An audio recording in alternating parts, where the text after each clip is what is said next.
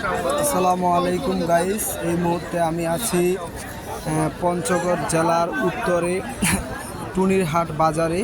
এখানে অনেক সুপারির মূলত অনেক সুপারি এই বাজারে আসে, আপনারা দেখতে পান। এই সুপারি আসুন আমরা দেখি আসলে এখানে সুপারির বাজার কেমন। আজকে আমরা দেখতেছি অনেক বড় বাজার, এখানে প্রচুর পরিমাণ সুপারি ক্রয় বিক্রয় করা হয়।